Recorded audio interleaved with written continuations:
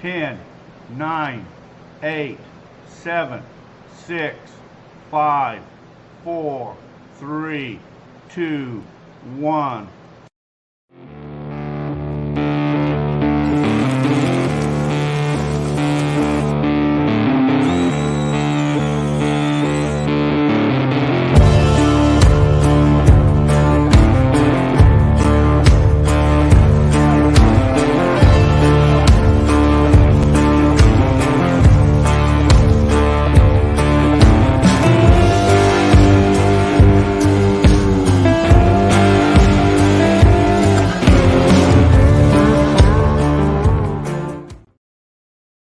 Hey, well, good evening, everybody. It is Wednesday. Can you believe that? It's Wednesday again. It's like we just got through saying it was Wednesday.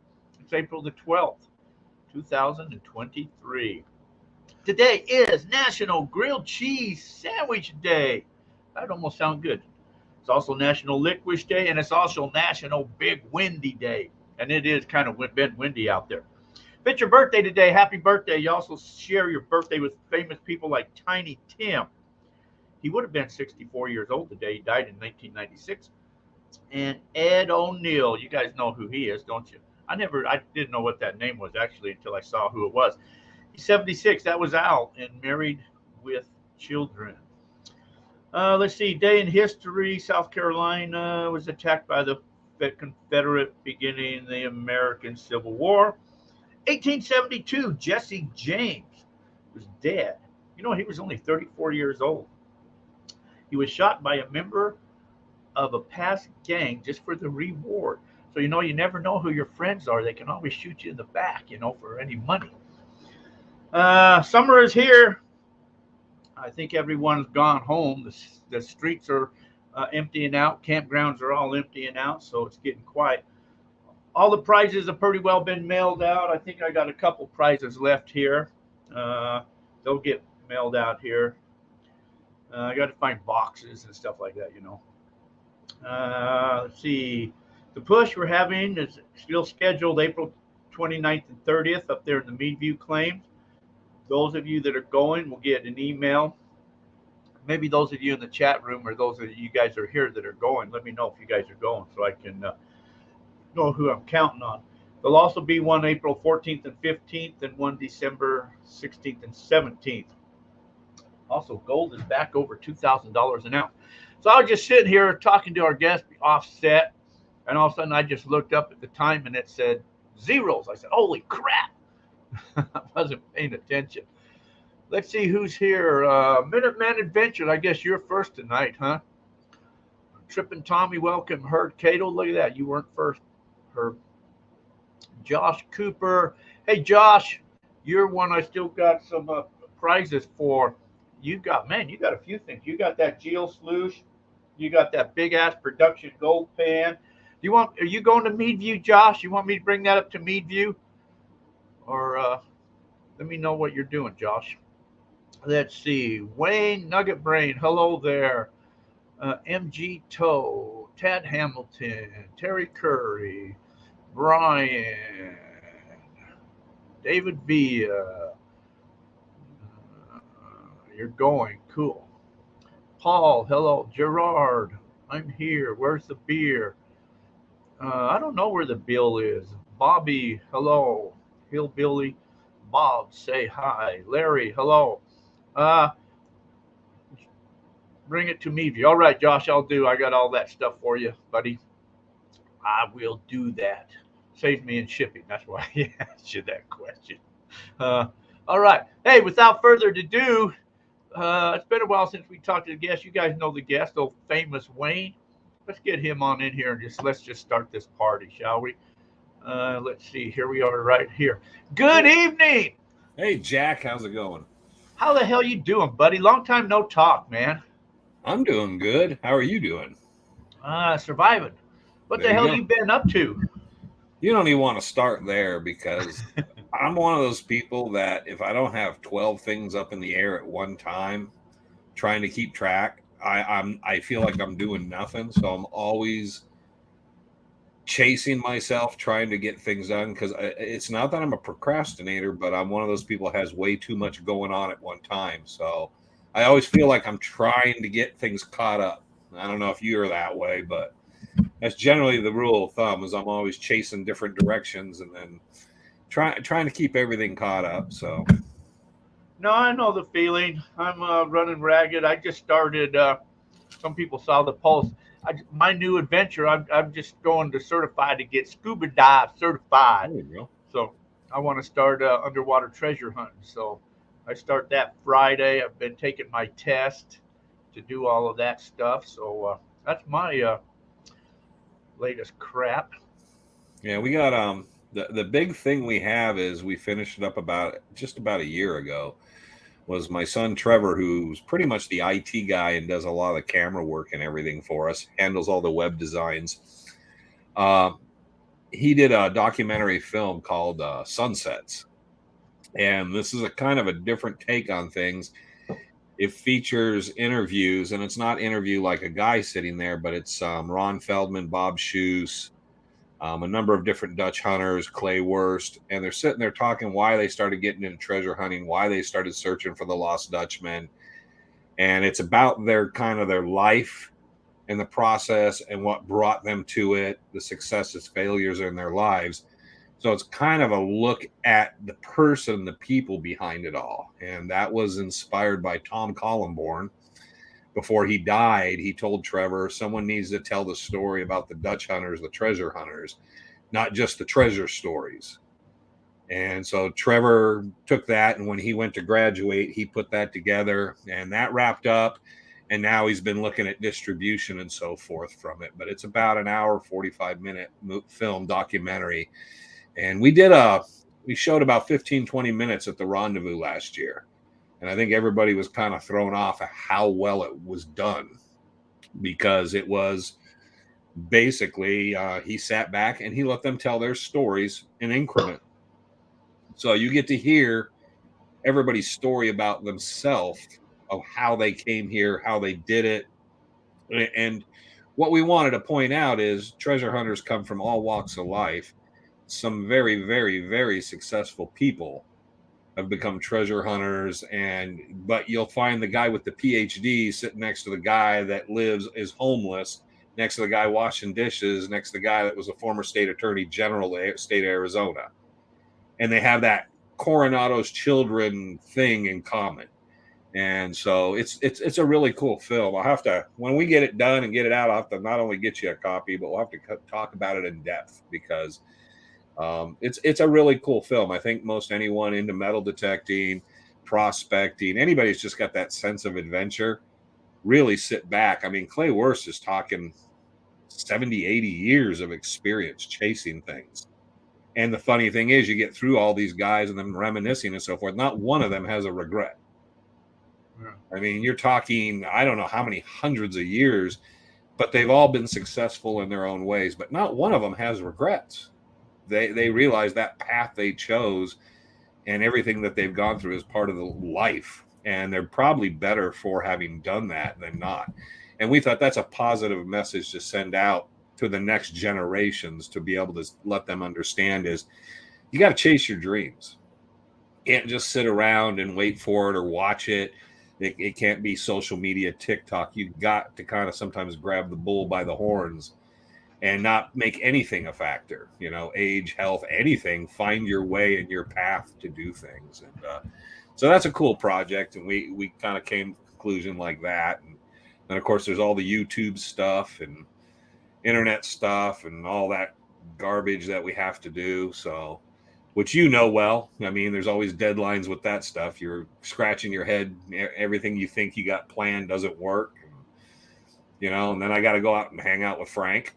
Because yeah, I do that. I miss Frank dearly, especially this summer, because Frank is like a bear. He hibernates in the summer, and I won't see much of him here in the next month. It'll be pretty much the end till next September. I won't see him much. I'll talk to him on the phone, but he'll stay out of the heat and the hot weather for the summer. So I'll miss him for that, because it's always fun going out with him. But yeah, it's just.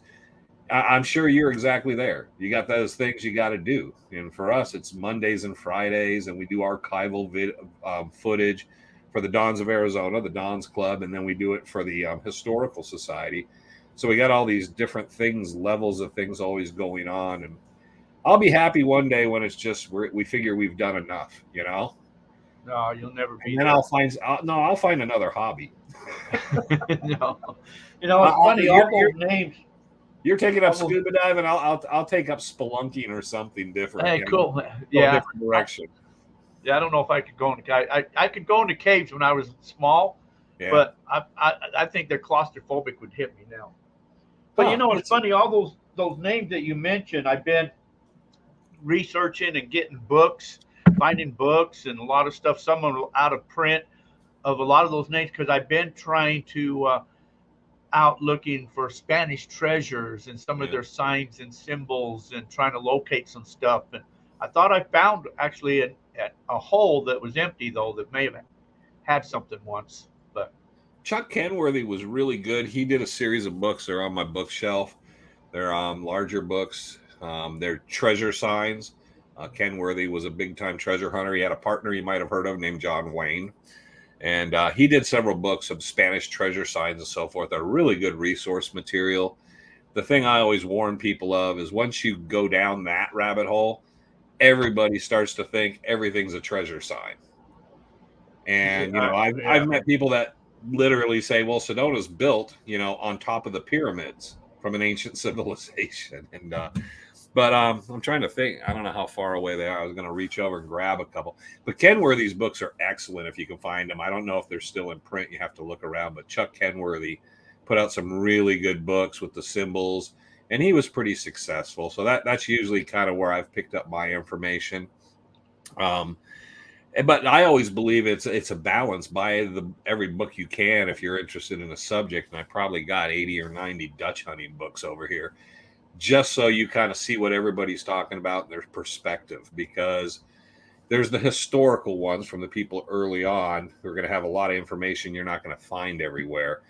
But there are a lot of people, you have to listen to other people's ideas, because sometimes you're just looking at where they failed or where they got it wrong, which, is apparent if you read it. But it's also entertaining because most of the time those people are talking about and telling you about their adventures and their experiences in the mountains. And the way I got into this purely as a kid was reading books and then thinking I had to stand where that guy was standing. I had to go see that. I had to stand there on that spot. I had to go to this place. And that kind of is what got me started, is I would read the book and then I would try to figure it out. And then I would go out and just go out in the mountains to that spot to see what they're talking about, No, I can say, like, there's been, I've talked to some other people that are into it, and they're even like, as far as, where like even, I don't know, I've heard like Pat Keene was telling me about the gases escaping from the ground, and, you can pick these up sometimes with cameras, and other people with Polaroid cameras looking for, different things and spears and all of these. And so I've been getting so much into all of this type of stuff. I'm laughing out of respect for them. But yes, I've met the people that go out with a Polaroid and think the Polaroids, and they're out there waving their Polaroids around. And I'm thinking it's because you're using a shitty camera and you're using a Polaroid. But hey, whatever. There's always one point once you get deep into this. If you think someone's so off base and wrong, it just means they're not a threat to finding anything. So, to each their own. So, I will sit there, and I've always had some good friends that I think were off on a wild goose chase, but I've always said, I'll go out and dig for them, because I'll just go out and hang out. I'll take the free lunch. I'll drink the beer and I'll dig. I mean, I'm not afraid of doing that, because it's always a good time. I mean, sometimes chasing everything is more fun than finding anything. So I'm all good with it. But yeah, the Polaroid thing, I've run into a few guys with that.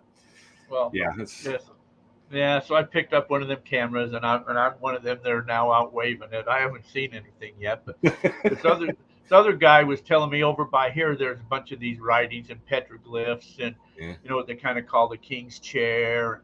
And he showed me a picture of the turtle, and has a cross on the turtle. Man, it looks really like a real turtle. It's not one of these that baby type thing. So he was telling me, follow these power lines. I bet you I walked 10 miles. I could never find this freaking turtle, but God, did I get a lot of exercise that day. And the thing I always hate about carvings and markings and rocks and stuff like that was I learned from Tom Collenborn was there's a lot of stuff that wasn't there that's gotten there in the last 50 years, last 100 years. And the problem is we don't know when it got there. And there's a lot of people that are very cruel or thought they were funny at the time.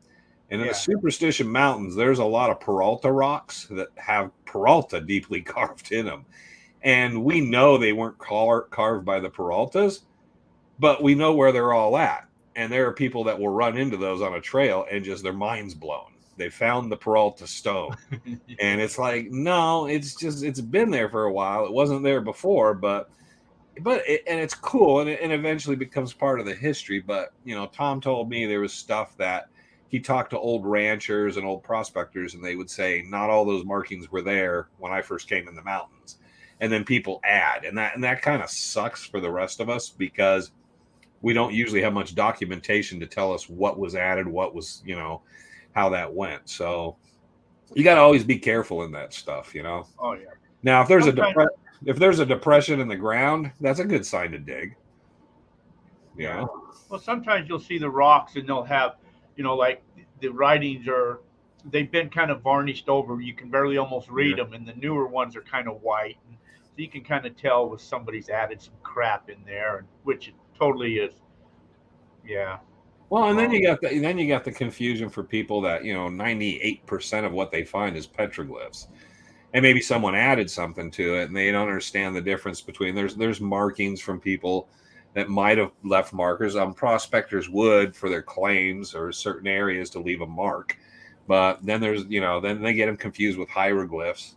Because I went on a wild goose chase when I was younger for these Egyptian hieroglyphics. And I got out there, and once I got there, I realized I just was seeing normal Hohokam petroglyphs. But the guy who saw them, he was firmly convinced they were, you know, Egyptian, and there was an Egyptian tribe had come into Arizona. So, you know, I had to go see it because I was like, this is amazing.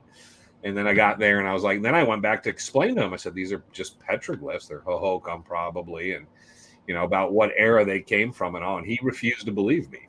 And I was like, okay, that's fine. But he believed, and I don't know what happened to him, but he believed there was an Egyptian treasure in the Sierra Estrella Mountains. And I was like, okay, you know, I don't know what I'm talking about, but those are, you know, if you want to chase the Cocopelli that way, that's fine with me. Yeah, I know there's a bunch of petroglyphs that are they're up there by Mayer, and they were there for years. And I remember people used to go up on top of the mountain and pick up pottery shards. But now BLM apparently has fenced that all off and put a big trench around it. Well, people keep stealing stuff, and then they deface it and they add to it, and you know, they'll chip them off. I've seen so many manos and metates and boulders, small boulders with petroglyphs sitting in yards all through town. That you don't know, you know, probably the people that live there now don't even know where they came from because it came from a previous homeowner. And it is kind of shame because I always left things because it was always neat to me to take someone out and show them the trash pile with some arrowheads and pottery and then show them the petroglyphs. And I always thought that was a neat experience for someone to see it in its natural environment, not in a museum. But unfortunately, over the last 40 or 50 years, a lot of that stuff, people have found ways to haul it out. And I'm sure you've run into them, those old miners' cabins where they'd have the potbelly stove and the old bed sitting in there. And you're like amazed, but people just will rip that stuff up and even steal the wood to build a shed. And as a kid, I remember there was old lanterns and stuff hanging in those. We just left it alone because we thought it was cool because it was cool to take someone out there to show it to them. And, we just figured it's not mine, don't take it. And yet there's people that just took it. And so all that stuff, so much of it's just gone now. Oh, it just no longer exists out there. No, that history, yeah. Let me see who comes in here. Guy is there, Bobby, Larry, White Hoodie, Richard Duke, who else? Raphael. Who else snuck in here? Jerry Prince, hello. Tad, Benzo Gold. Okay. If anybody's got any questions for Wayne, feel free to jump in. I'll try to catch you guys. It's time and tide, MD. I'll try to catch you guys. It kind of disappears pretty quickly. But I remember one time we were talking that I'd never known. I tell people that story all the time up there in when we went in the Superstitions and they had all them. We were up there. I think it's Garden Valley is where it Yeah. was, and we were walking behind and we didn't know what all these impressions were in the ground where they sunk at, and there's pottery shards all over there, and nobody knew what they were. We just thought they were just holes like in the ground. So later he was telling me that I told everybody what they were. They buried the Indians straight up and down. Yeah, in Garden Valley, and there was a lot of different groups in there. There was the Hohokam, and then there was some Mormon settlers that tried to farm in there because of the flat area and the way it would catch water in the springs back in the day. So there was Mormon settlers. There was even an Apache ranchera in there for a while. But when the Hohokam were there, it was obviously looked a lot different.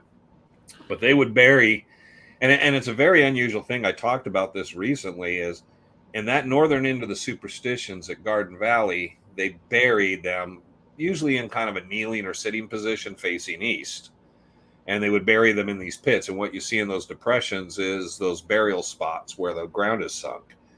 But in the southern end of the Superstitions, the Hohokam and the groups we run into would cremate bodies. And they would put the ashes in olas and put them up in caves. So it's like, and this was, the Hohokams did do both. But it's strange that you would have had probably small villages, but they were basically, 5-7 miles apart. And they had completely different burial practices.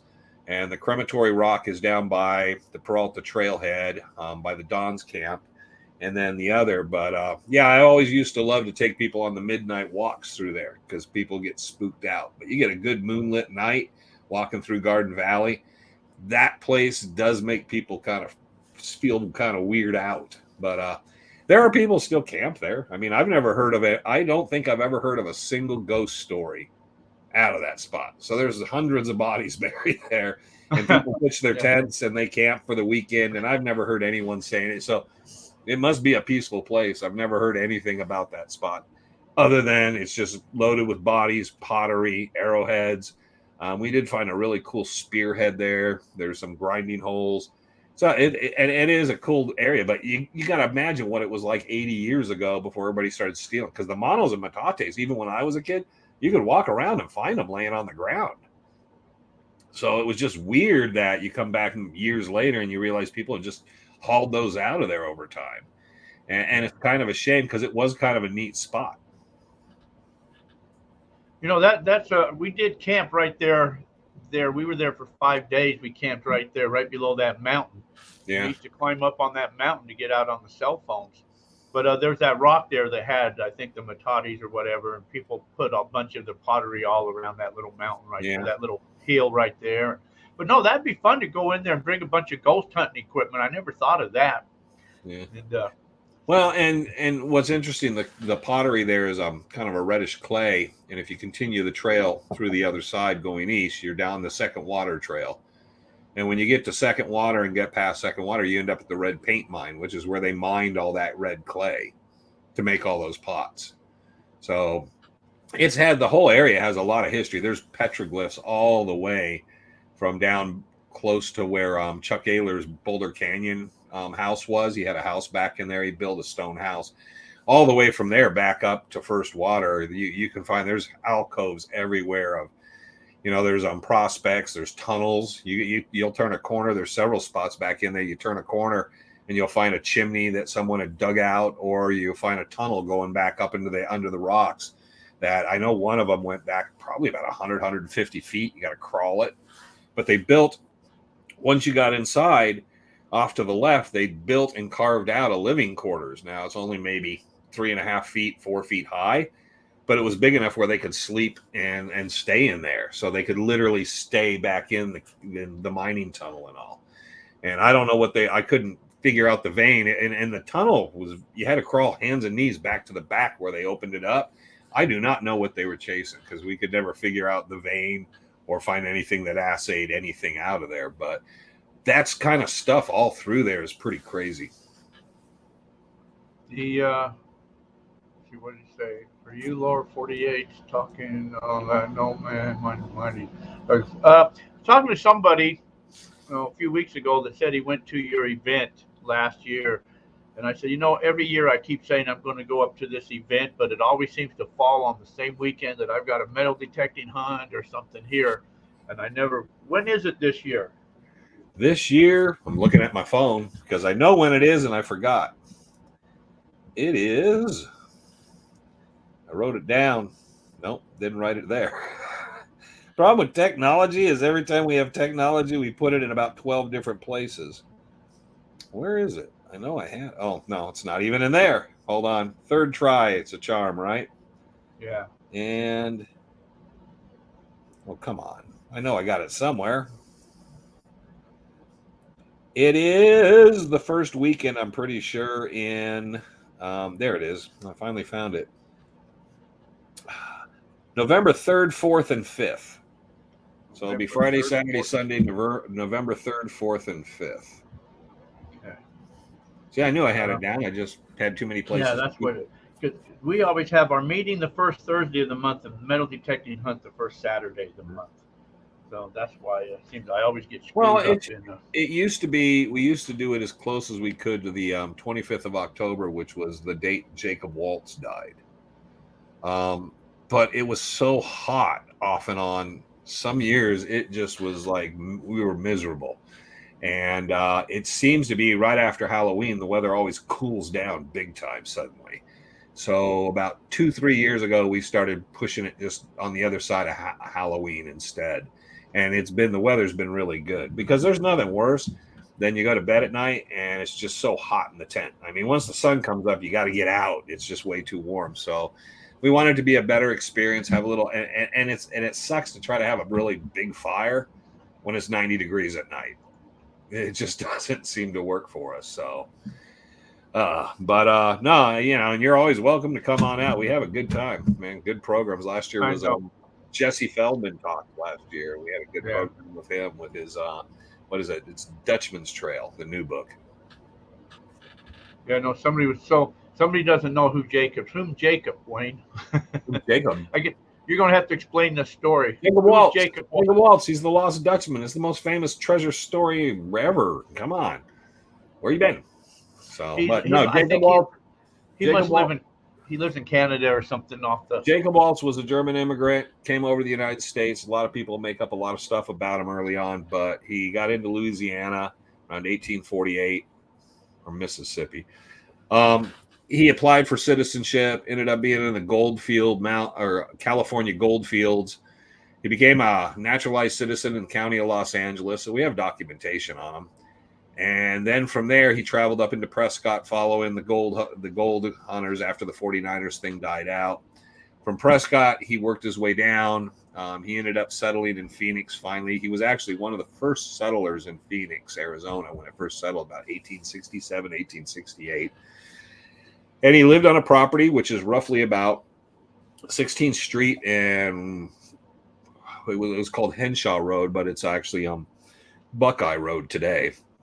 And the funny thing is the immigration office and a Burger King is there, but that's where his house was. But he had a little farmland there.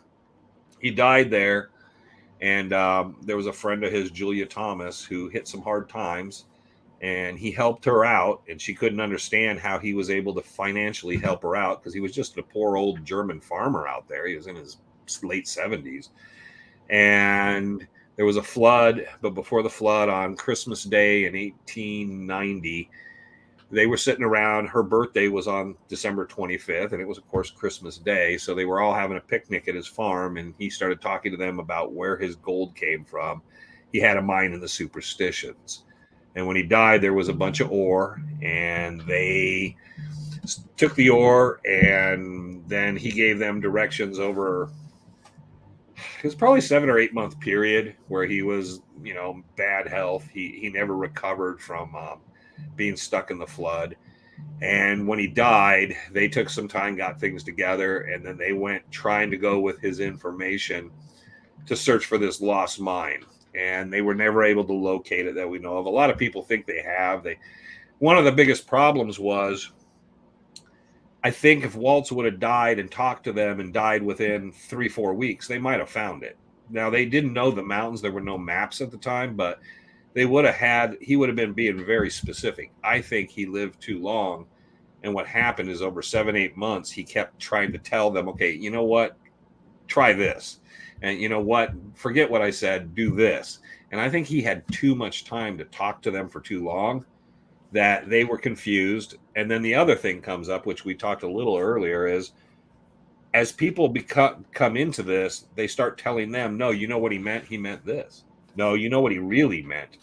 And the clues got kind of, we haven't lost them, but they start getting dirtied along the way. And the first thing they did was Reinhard Petrasch, who was with Julia Thomas when Waltz died, he brought his brother Herman and his father Godfrey down. And I think that since they had prospecting backgrounds, they tried to tell them, no, you know what he meant. You know where we need to go. Well, they weren't listening to the two people that were with the Dutchman. They were telling them, this is what we think he meant. And every time you do that, you take a step further away from whatever really was there. And none of them ever found it. There were other people say they kind of got firsthand clues. But we got to the point now where you'll hear the tip of Weaver's needle at 4 o'clock shines on a piece of quartz wrapped in barbed wire, and it's near the entrance of the mine, which is completely made up stuff. But what's happened over time is everyone's had their time and their say-so. And there's guys that lived in the mountains, and they thought about it so long, it literally, the new clues came to them. And it got worse and worse. And Thomas Glover, who had an excellent book on The Golden Dream, I think he's released 4 books, the Holmes Manuscript, The Golden Dream, there's a couple others. Thomas and I one night joked, and he did a lecture series based on what I told him is, you know what you need to call it is 1,001 ways to lose a mind. Because that's what it was. There was too much information, too many people involved. And rather than follow documentation or really hit it hard, everybody started going in kind of guessing at like, oh, well, it means this. Oh, it means, oh, no, it has to be this. And Waltz's clues were few and far. But the one thing we had was the superstitions weren't mapped. Julia and Reinhardt did not know the mountains. And so when they approached and went searching for the mountains, they were just kind of like jumping from here to there, trying to figure out what fit what he told them. And I don't believe there really was much of a map. He might have drew something out, but there wasn't a map like they could place or chase it down. So I think that was the reason to this day you go in there. And his first 2 biggest clues were you're not going to find it. Prospector will never find it, and the cowboy will never find it. Because one, the cowboy couldn't get to it, couldn't reach it. And secondly, the prospector, there's no dump. There's nothing even similar to that, and it's not in an area that you would be looking for gold. So you would literally be thinking there's no way this could possibly be here. It's a high elevated area. It's got a funnel-shaped pit, and a lot of it's probably, if not mostly filled in, it could be completely filled in at this time, 100 some odd years later, with the cliffs and everything dumping in there. What'd you have there, Jack? Oh, just a map. I think that's one of the better books. Yeah, Helen's book, it had an individual involved in it. Bob pulled that from the bookshelves, unfortunately. The better book is called Curse of the Dutchman. It's kind of the same book. It's smaller, has a piece of quartz on the front. Here, let me get a copy of it real quick.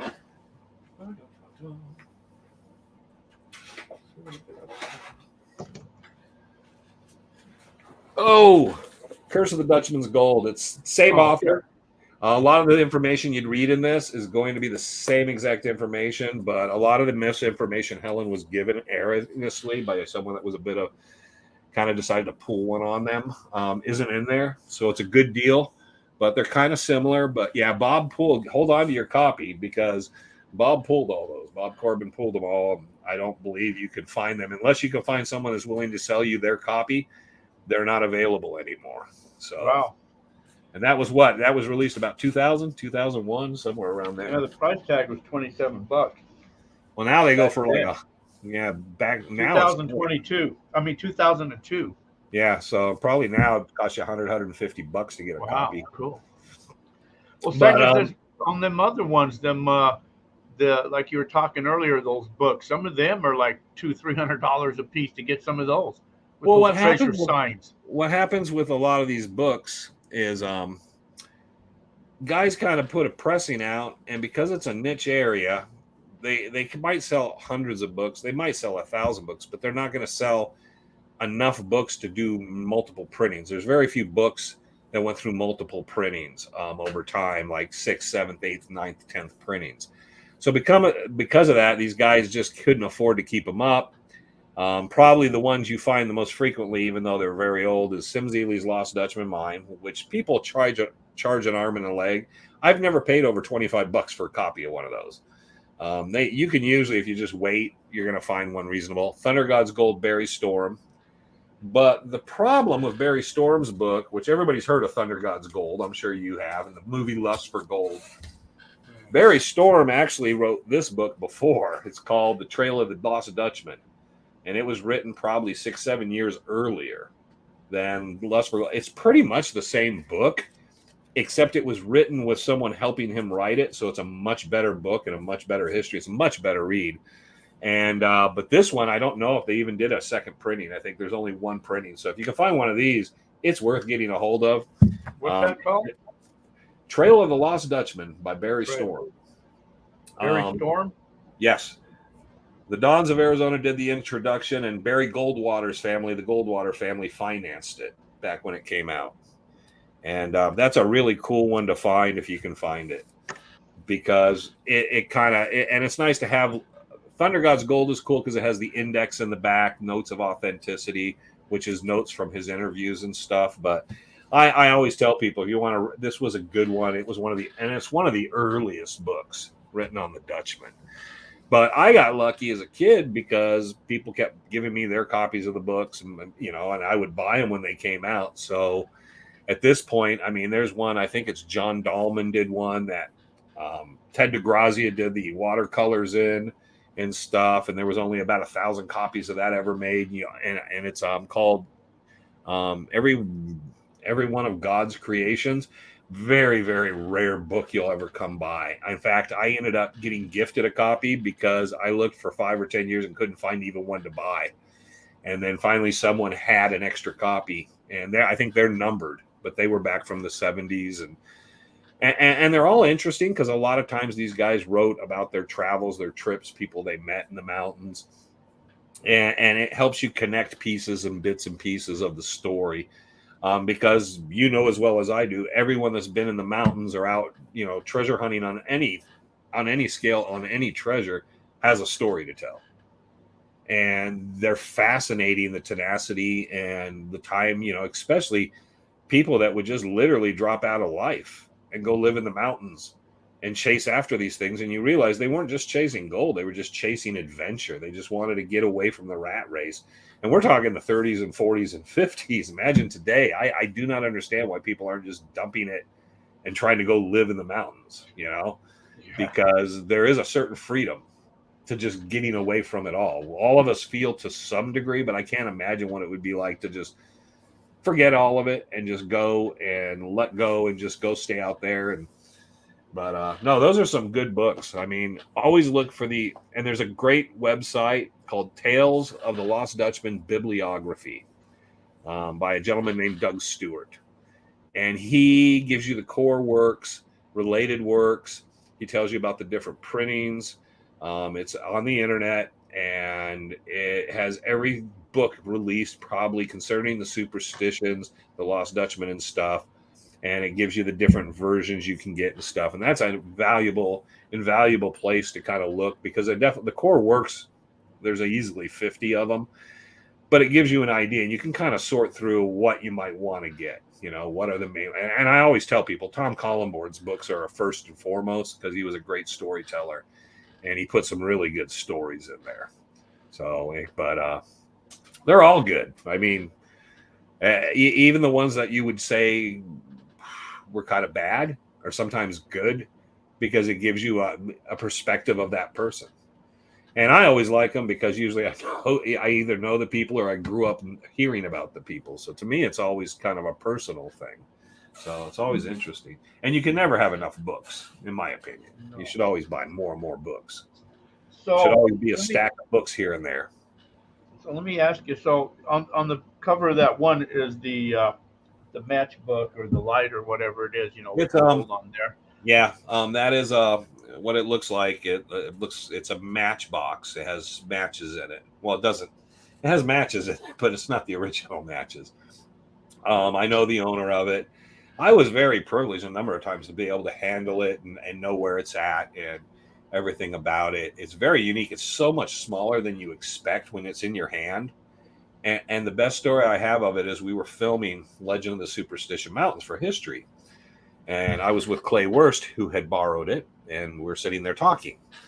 Well, we're filming, and he let me hold it, and then they took a break, so I took some I had Clay take selfies of me with it, and I was holding it and checking it out.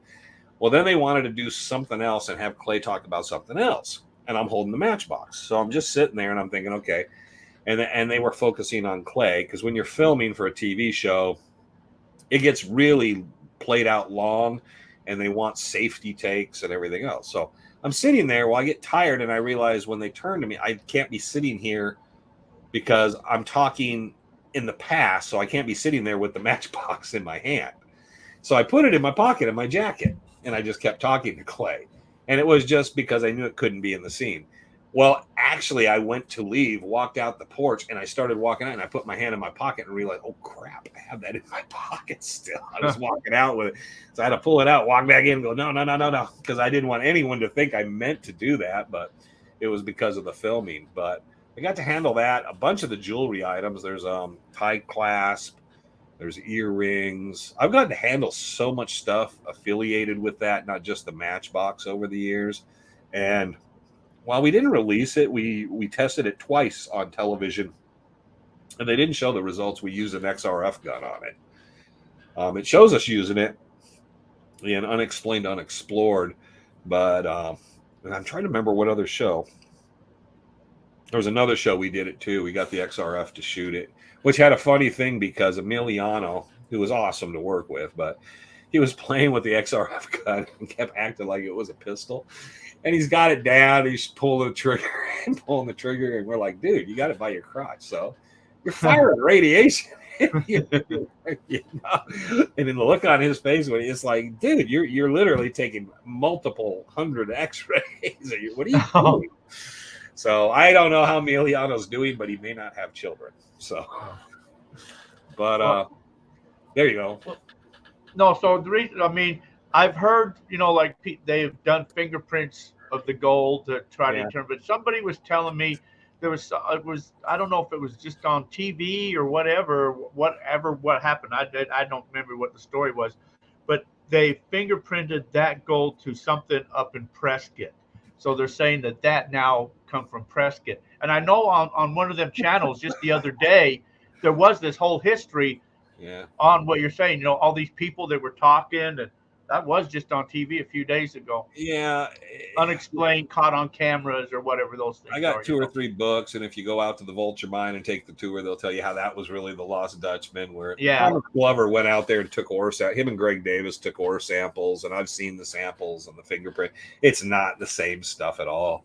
But it's always, there was a huge thing because Waltz had 3 mines up towards the Prescott area. He had the God, I'm trying to remember them offhand. See, this is when you get older, you go blank when you most need it.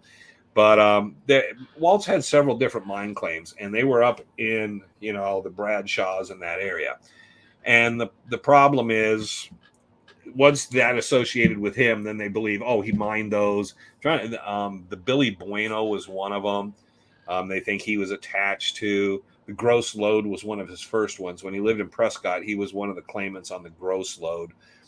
And I don't know, they did the testing, and we had the XRF, and basically my challenge was anybody that had any of these other samples or anything that wanted to set next to it, just bring it down. We'll do it off camera. Let's just do it at lunch break, and we'll all look at what we have and what you have compared to this, and we'll see how it all works.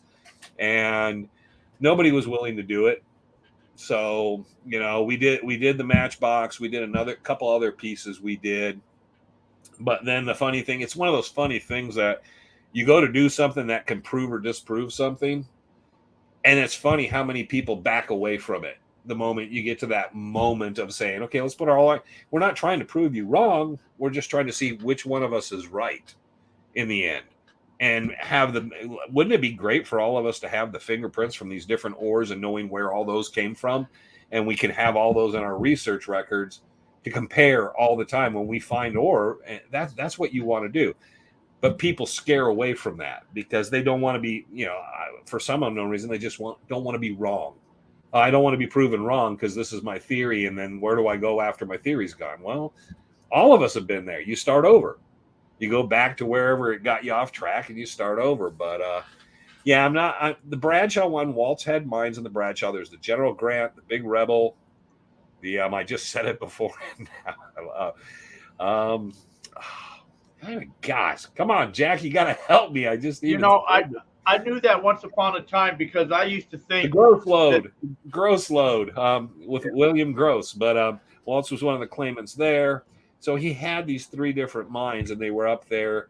And I think it was the General Grant or the Big Rebel, they believe, became the Billy Bueno.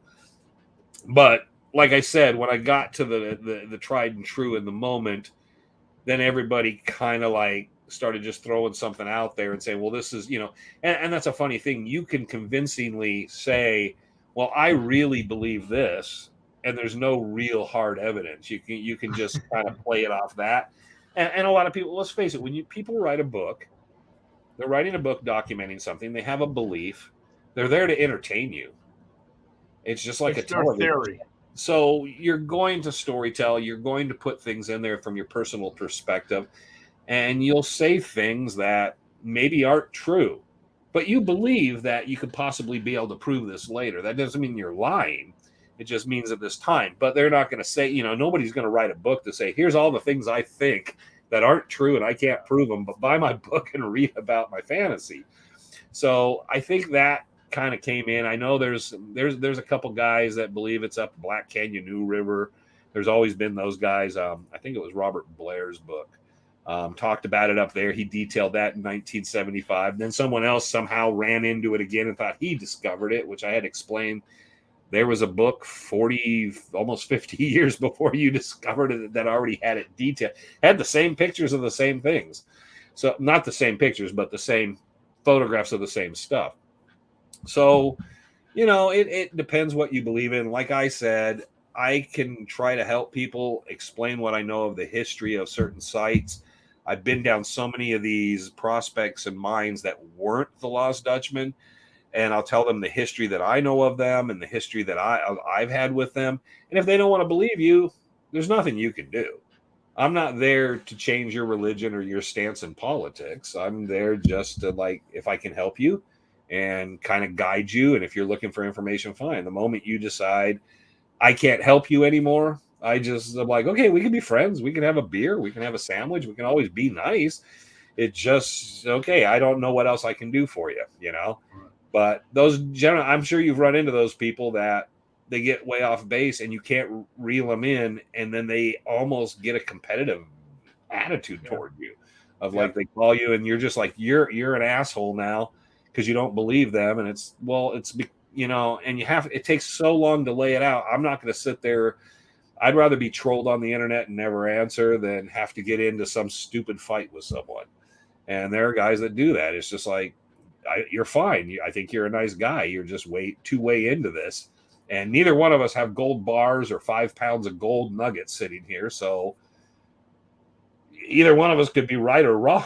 But until one of us has something to put on the table and prove it, I'm not going to get into an argument of it. That does seem kind of silly to me. Well, let me throw another wrench into it all then, and you tell me all of this here. Maybe I should write a book.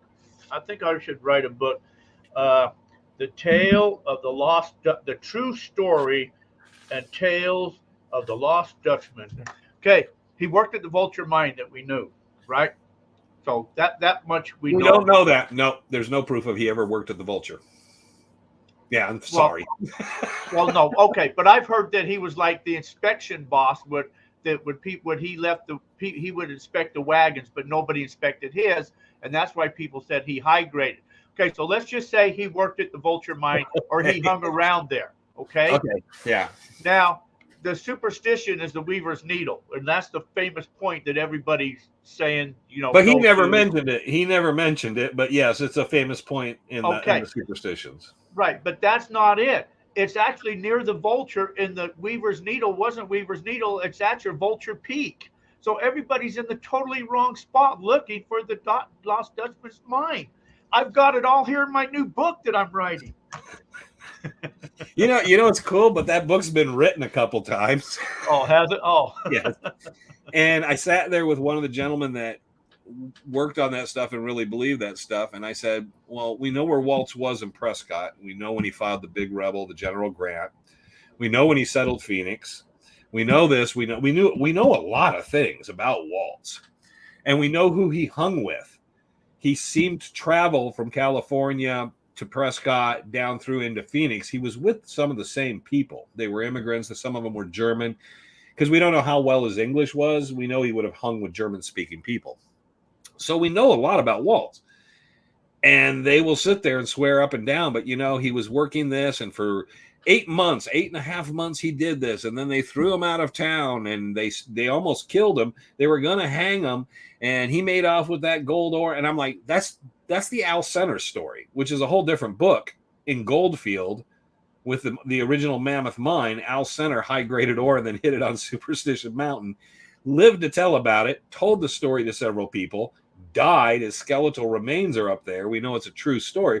Somehow they've taken that story, matched it with Jacob Waltz, put it out in the Vulture, and then you're sitting there trying to explain to the guy, and then the guy's just so convinced.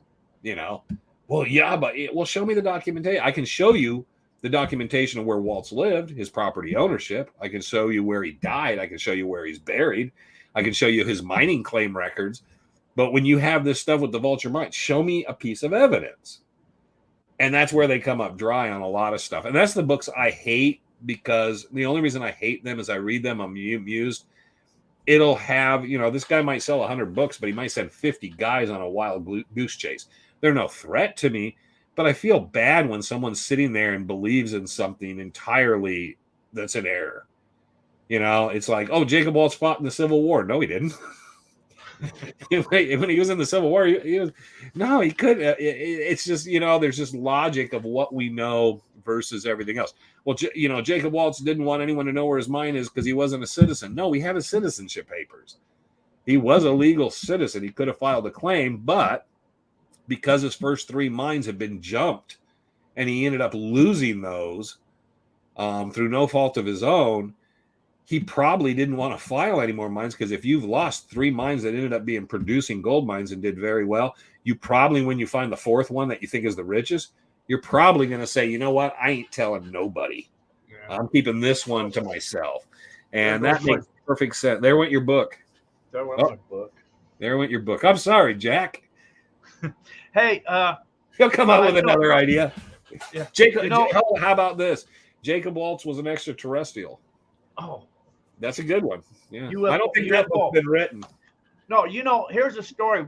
Years ago, I was over by the Vulture with another guy, and we just filed some claims over there down towards Vulture Peak area, down in kind of that area. And this guy, we went in there on our claims, but we didn't make it all the way to our claims because we couldn't get in with our campers. So we camped on this claim. And this old guy comes up to us, and he's like, he saw our mining equipment, and he's kind of saying, you guys can't be here and all this. These are my mining claims. And say, you know what, dude? We're not mining here. We've got claims over there. We're just camping here. And he's like, well, don't be mining on my claims. Don't worry about that. So within the next days, he started coming around our campfires and drinking beer with us, and started, opening it's funny up when you have food and beer, how they get friendlier. Yeah. So we were over there one time, we were mining on our claims, and we found some decent gold. And we're, he comes over and he says, how'd you guys do? We said, we found some gold. And he said, where'd you find it? We said, well, we found it over there in that wash. He says, you better not found it in that wash, because that's on my claim. He says, let me see what you got. So we showed it to him. He takes out his loop and he's looking at it. He says, oh, you didn't find it in that wash. You found this over there in that wash and that one. That old guy knew exactly by looking at that gold where it came from. Oh, yeah. Woody's like that. Woody can look at stuff and kind of know and tell you where it's traveled. He's really good at that. Frank is pretty good. I don't sometimes get how guys can do that. Some guys are really good about it. I think it's just you've had enough experience of finding some, and I love that, you use that term that everybody uses it. I found some decent gold. Everybody found decent gold. That is a common prospect. I think everyone, well, how'd you do this weekend? Nothing. Or, we found some decent gold. No one ever hits the mother load. It's always, some decent. And I don't know what decent gold is, if it's a gram or 5 grams or 10 ounces. I have no idea, but anything that's decent. But and then how many times do you see people say, "Oh, look at all the gold I found," and it's in their gold pan, and they show it to you, and then you look at it.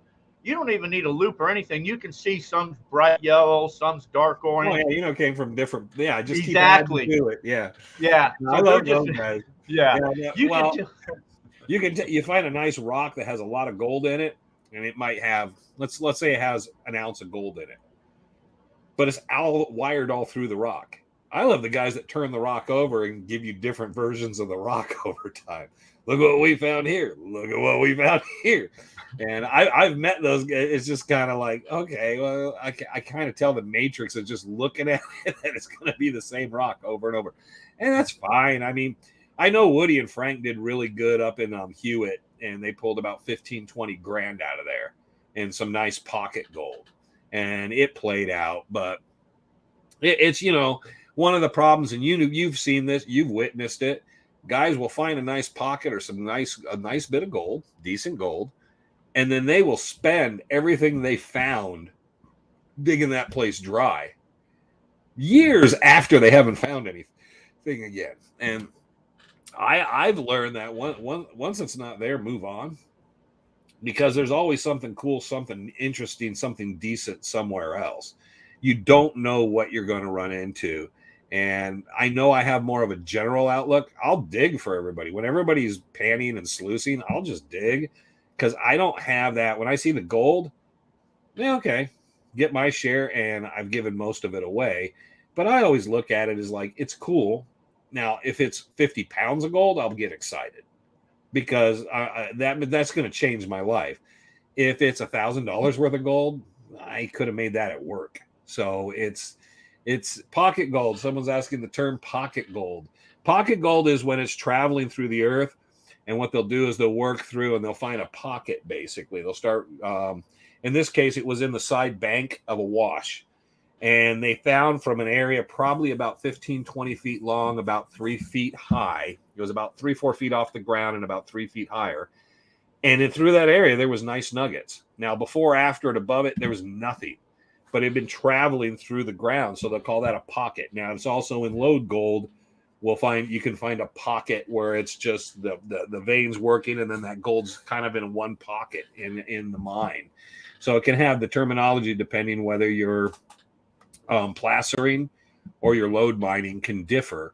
But usually when I'm talking the pockets, it's the pockets in the ground where a lot of guys placer. Now, this was unusual in Hewitt because it was up in the embankment. It wasn't where most guys would be digging and trying to go to bedrock, which I was told never go to the bedrock. Woody always told me, way Arizona water runs, especially in the desert, he says once you're past 12, 15 inches, it's probably moved down. It's not going to bury itself. It's not going to be deep. It's not lode gold. He said just keep working your way and it'll replenish. This stuff in the wall was cool because it had been moving slowly for millions of years through the earth. And we've never figured out where it quite came from. We didn't find anything preceding it or after it, but it wasn't. I've been there when we dug it up. We in fact took a break filming Legends one day. It was the only break I ever got. And we went out there, excuse me, and we started loading up 5-gallon buckets and going down. There was a water trough, and we started panning. And everyone that went there probably got 3 or 4 nice nuggets. Nice nuggets. I mean, we're talking the crew, the cast, everybody. Every pan had something in it. That's pretty cool, Jack. You'll know that when you hit a spot and everybody's pan, even the amateurs are panning gold. That's a good spot. And unfortunately, it played out eventually. But that's a pocket. It has a pocket, and it's always good to find those, but you got to know when to up and quit. Say, well, you know what? We'll look somewhere else and take and my thing is always get the truck in there, go get some samples, load them in the truck, take them home, keep track where they came from, and if I hit some more again, then I'll go back and work that area. But generally, a lot of prospectors, and there's the old story of the Silver Lock and Malm in the Superstitions. They found ore on the ground in Massacre Canyon, which they believe came from the Peralta Massacre, and they found about $18,000 worth of gold. They found a significant amount of gold. They put it all back into searching for the gold. All the gold they found was on the surface, but they dug holes and they built camps, and they went until I think it was Silverlock went crazy, ended up getting institutionalized because he lost his mind out there. And then Carl Malm died in the old folks retirement home. But their story, and it's pretty well documented, they found basically what was probably came off the pack animals, because the Apaches didn't care about the gold. They didn't give one crap about the gold. They cared about the mules and whatever equipment there was. So they cut all the mules saddles off and chased some of the mules. They said they actually chased back into the canyons. So Silverlock and Malm found all this gold ore that the Spanish had been mining, and they thought they found a rich mine, and they didn't understand what they found was that. And then they spent all the money searching for it. And that's a really cool story, Silverlock and Malm. Carl Malm and I think both their name was Carl. I think they were both Carls. So, but one died in the in an institution, and they called them Silverlock. The original story was Silverlocks and Goldilocks. So anybody looking that up, but somebody said that they bought one of them books off Amazon that you were just talking about earlier, I guess, for $110 or something. You know, there's a term also, pocket gold, like when it's shot up through the earth and it comes up and then it creates a pocket and then it goes blank again, then it creates another pocket on the void. So when people are digging down, they hit these different pockets. Yeah, but the other thing is, so like we're up at this one mountain there where we found some good gold. I found this one piece of big ass rock that looked like a hunk of cleachy to me. But when I acided it, it had 18 grams of gold in it. So then that was all metal detecting. We found all this metal detecting. I bet you we found over a pound of gold up there metal detecting. But what happens is you tell it to somebody else, they tell it to somebody else, and before you know it, you have 50 people up on the mountain, and you're right, and the gold disappears real quickly. Well, and some people don't even think it. They tell a friend, and they go, well, he won't tell anybody, but he's going to whisper it. So the moment you find something really good, that's pretty much, don't tell anybody else. Whoever's there that found it that knows, get everybody to agree not to tell everybody, because as soon as you tell that person, they're gonna every person that knows likely is going to tell 3 to 5 more people. And next thing you know, you're going to come out there and there's 25 people there, and you're going to be like, what's going on? And then that's where feuds come from, because guys are like, because one guy just doesn't think much of it. He's like, well, I didn't think, I figured I wanted to take them out here. But you showed them. Now they showed somebody else, and now they showed somebody else. And then it's just not worth it, because the other thing is, even if you have a plan of action, an action plan of how you're getting the gold and everybody's working together, once you break everybody in, you don't know what the other guy's doing. And I've run into situations where people started digging or working on old mines or old tunnels, and they had no business doing it, and they had no safety protocol. They had no real knowledge of what they were doing.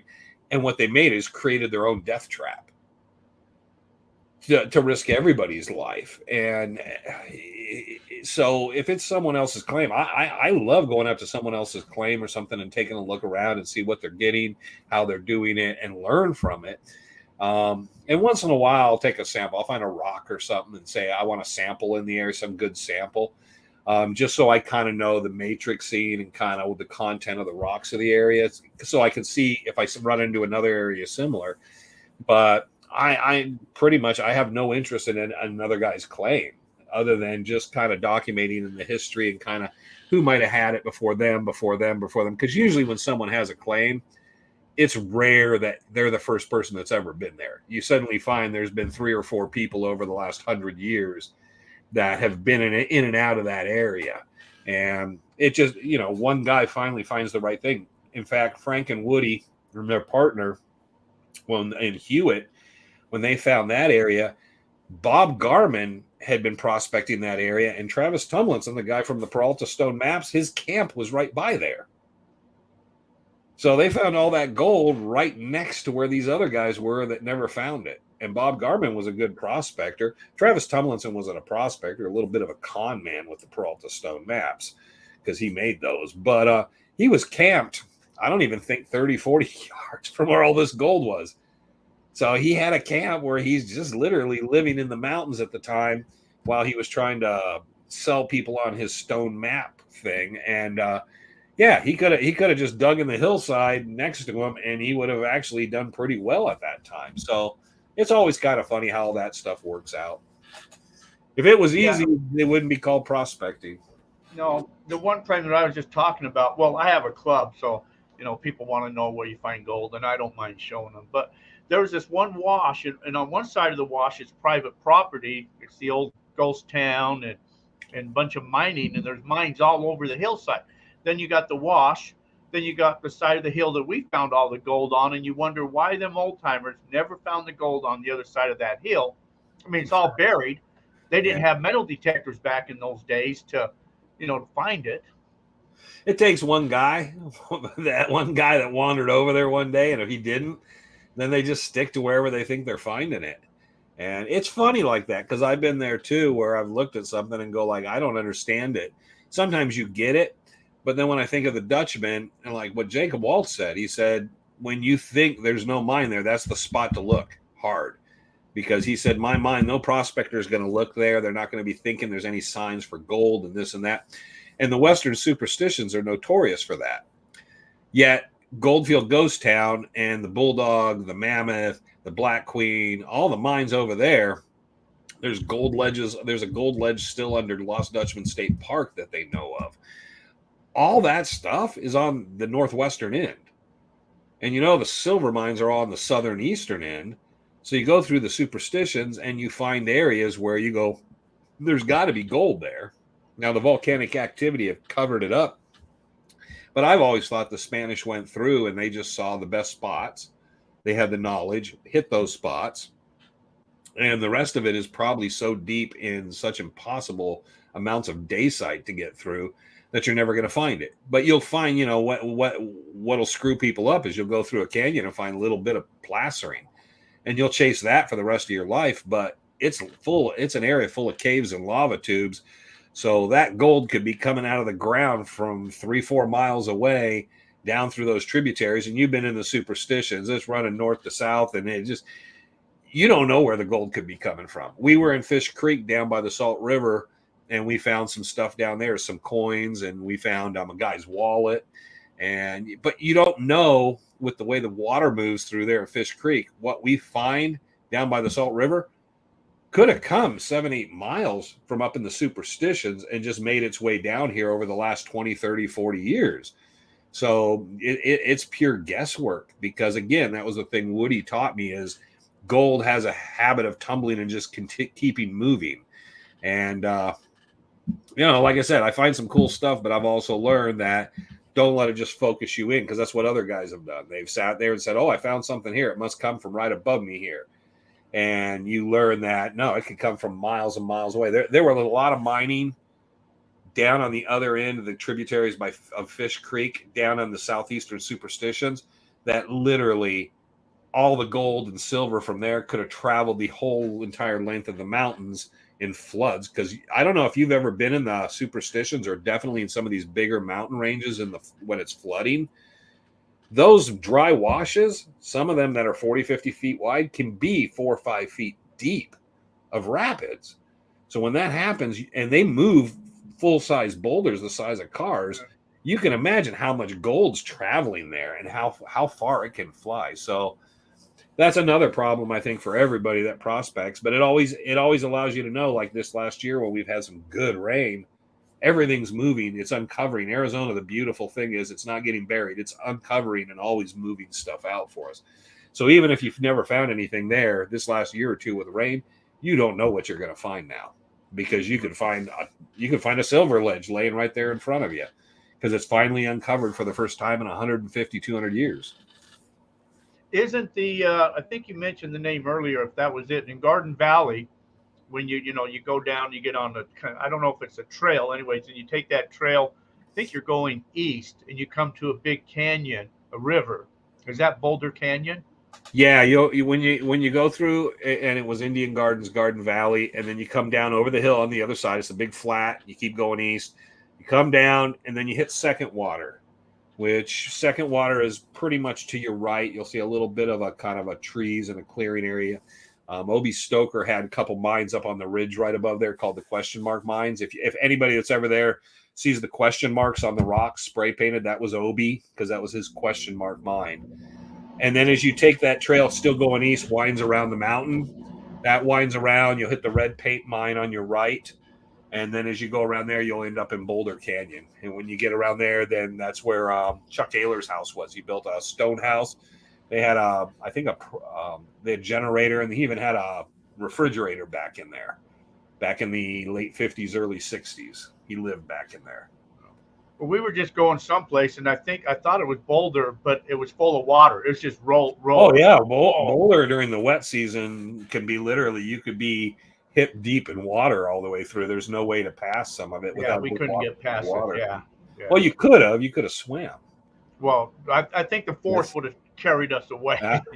But we had film footage from probably the early 60s of Chuck's camp. Someone was out there with an 8mm camera, and we found the footage. Nobody knew it existed, of Chuck's camp, and it shows, we have film footage we posted in our archives on our website, and it shows Boulder Canyon running like crazy. And it's weird to see it. It looks like just a normal running river. And it's dry out. It's not raining at the time. That shows you how much water actually used to push through the mountains at times, and how different it is today. So again, like, you've been there, but we've all seen it. But the floods in Arizona, when the water comes, it can move mountains. And anything that's back in there, any mine, and the Superstitions being 3 calderas with volcanic activity, and with all the tunnels and caves and the possibilities, there could be so much stuff moving around, coming out. They always have said there's underground streams and rivers back in there, and there's been a few people that have claimed that they found some of those sources. You just take all that into account. Whenever it floods, who knows what's going on back in there, how much stuff is moving around. So how many times have you been in the Superstitions? I could not even tell you. I'm going to say this year, I think I've made, God, I don't know how many trips.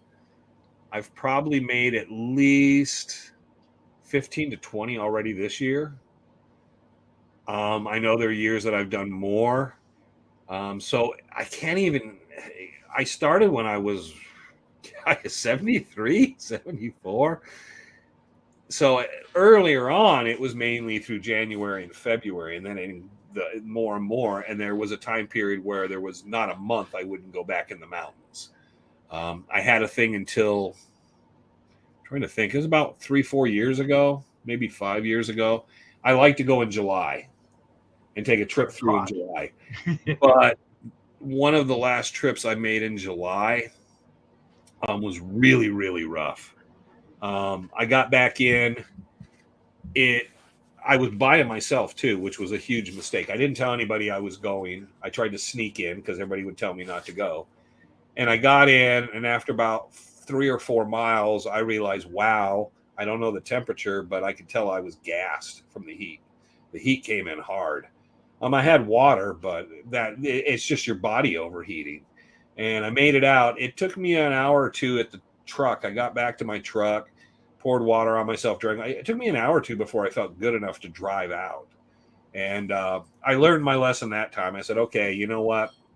I get it now. Nobody knew where I was. I was back in there, and it was a weird moment. It was early still in the day, but it's probably only about 9-10 o'clock, but I could feel it. It was just like my body just told me instantly, you're done. And I was like, shit, I got to walk 3 miles still. So that was the longest 3 miles in a long time that I would just walk, pour some water on me because I had plenty of water. and then just kind of hope for some breeze or something just to kind of bring my body temperature, I don't know what it was. And it ended up that day probably about 112.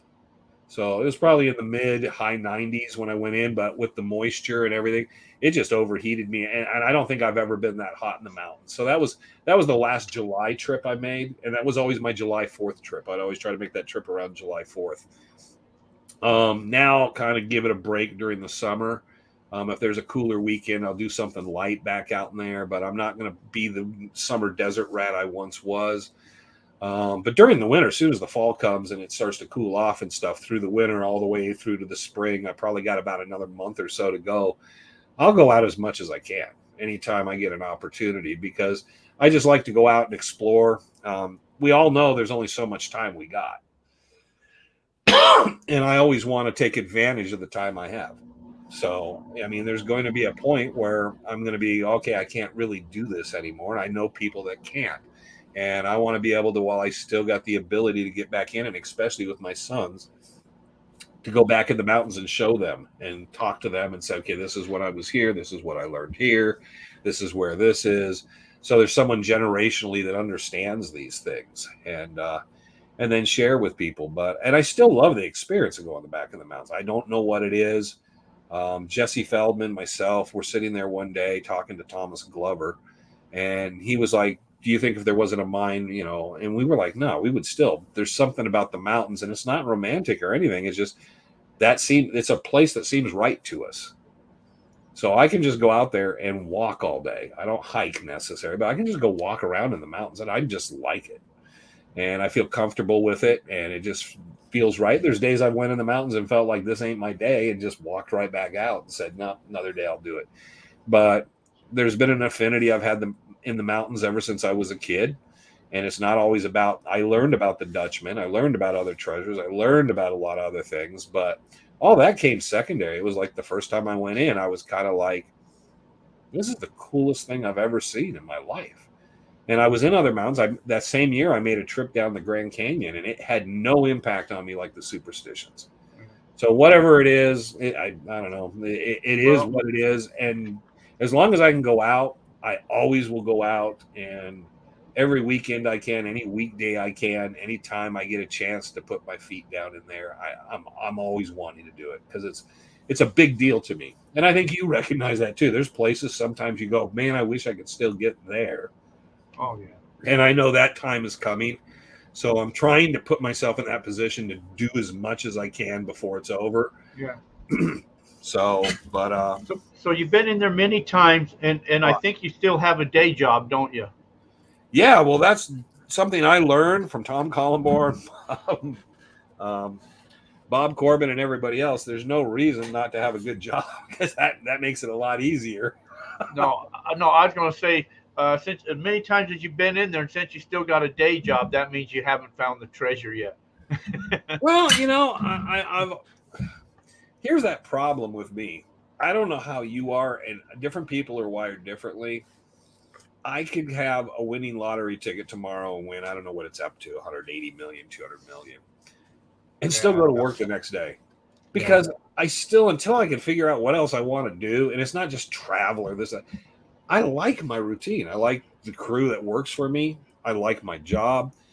I like that kind of like what I do. And there are people that I know work till the day they die, and I understand it, because sometimes you like to keep your mind and everything busy. But I go to work, and I got some guys that are prospectors that I work with, that some guys work for me. There's people, I got a lot of younger people that work for me, and I'm always interested in hearing about their stories, what they're into, the world, how they see the world. I just like that. And I have a job where it is giving me the flexibility to do stuff. A lot of my job when I worked in the field, I was traveling all over Arizona.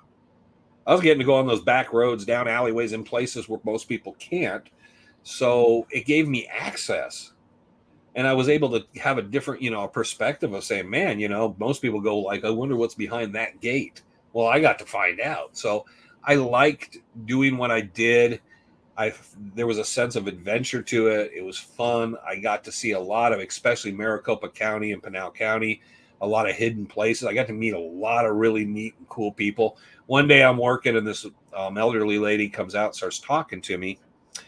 And she said, out of the blue, we were talking, I work for the utility company. It was about electric. And out of the blue, she just says, you want my husband's book, copy of my husband's book? I have autographed copies. I was like, sure, because sometimes people are authors and they just give, and it's never anything much. This was the gentleman that wrote, remember the movie where they build the airplane in the desert? Isn't it like Flight of the Condor or Flight of whatever? There was an original black and white one, and then later I think Dennis Quaid was in one. But it's where the plane crashes and they take the parts and they build a different airplane. And it was based on a true story, and they flew it out. It was the wife of the author who wrote that book originally. And she had these original first edition books with him he'd signed before he died.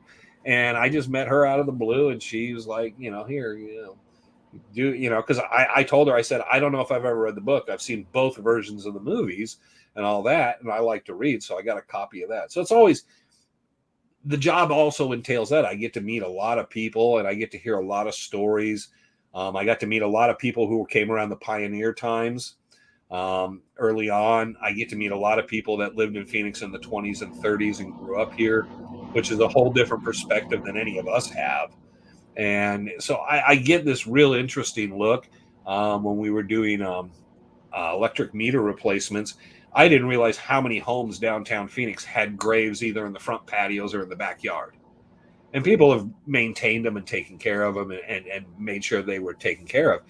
But I was taking pictures left and right. I was going, oh my God, this is such a cool job. All these people that died in the late 1800s that are buried on these lots, and here's their graves, and it's on the patio where these guys cook marshmallows. This is so cool. So there's all that wrapped into it. So I like my job. So the long way around it is, I'd really like to keep doing my job as long as I could, because it always keeps my mind rolling. And I work, the other thing, I work with maps and topographical and satellite imagery and stuff. So I'm always looking around, at things.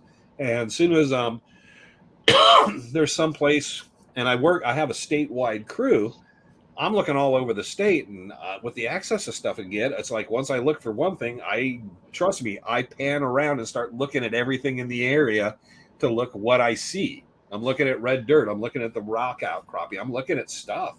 And if I know someone in the area, I'll say, hey, can you go check this out? I just saw this. This looks like this is an old mine addict that partially collapsed. Check that out for me.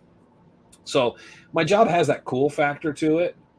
It's a job like any other, but it has a cool factor to it that plays into what I do. So I think I would still do it. And I would probably stay there as long as I could. I like I said, I don't know about you, Jack, but I like going to work. I really do. Well, hey, let's take a quick break and come back and talk some more. I'll give you a chance to. The dog's hungry. Okay, can you hang with us a minute? Yeah, I'll be back. Okay. No problem. Okay, we'll be right back, folks. ICMJ's Prospecting and Mining Journal is the only monthly gold prospecting magazine published in the United States, and is the most comprehensive and respected magazine about gold prospecting on the market today. With readers in all 50 states, it features articles on detecting, high banking, dredging, small-scale operations, assaying, basic geology, how to read the land, regulations, and more. Our monthly Ask the Experts column is answered by true experts. It features answers to readers' questions on processing, detecting, geology, and any other questions you may have related to finding and recovering gold and other precious metals. The Mining Journal features the most extensive selection of equipment, mining properties, services, and more, and a classified section featuring over 20 times more new and used items than the nearest competitor. The Mining Journal has been in continuous publication since 1931. A full 12 issues is available for just $27.95, and discounts are available for 2- and 3-year subscriptions. And an online subscription gives you access to over 3,000 articles going back nearly 20 years. Our purpose is to teach you how to find more gold. ICMJ's Prospecting and Mining Journal is the tool you need to succeed. It's time to raise your gold prospecting knowledge to the next level with ICMJ's Prospecting and Mining Journal. Give us a call at 831-479-1500 or visit www.icmj.com. That's www.icmj.com.